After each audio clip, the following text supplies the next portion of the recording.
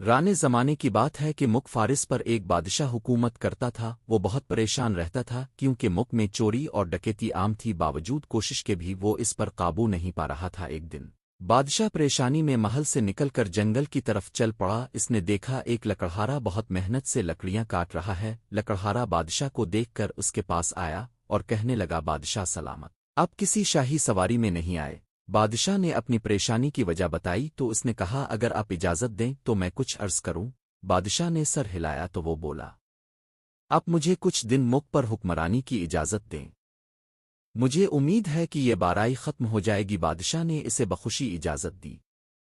لکڑہارا بادشاہ بن گیا تھا۔ اس نے فوراً حکم جاری کیا، اگر مک میں کسی بھی طرح کی چوری ہو جائے تو فوراً چور کا سر قلم کر دیا جائے گا، اور جو اس کی سفارش لے کر آئے گا اس کو بھی پھانسی دے دی جائے گی۔ لوگوں نے اس حکم پر توجہ نہ دی اور اگلے دن کسی کے گھر سے زیور چوری ہو گئے۔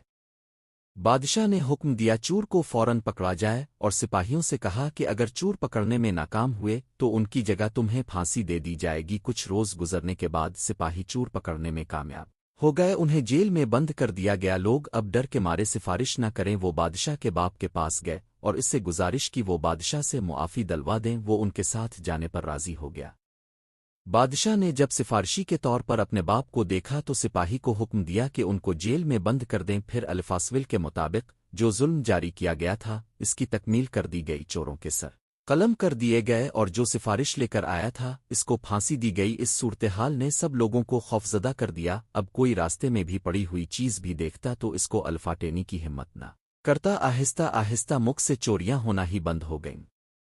40 روز بعد بادشاہ لکڑہارے نے پہلے بادشاہ کو بلایا اور سلطنت کا نظام اس کے حوالے کر دیا۔ بادشاہ اس کی حکمرانی اور اصول پرستی سے اتنا خوش ہوا کہ اس کو اپنا وزیر مقرر کر دیا۔ پیارے بچوں، کسی بھی سلطنت حکومت کا انتظام چلانے کا ذمہ دار حکمران ہوتا ہے۔ اگر وہ اپنے اصولوں اور قوانین کو مد نظر رکھ کر کام کرے تو ہر بارائی کو ختم کر سکتا ہے۔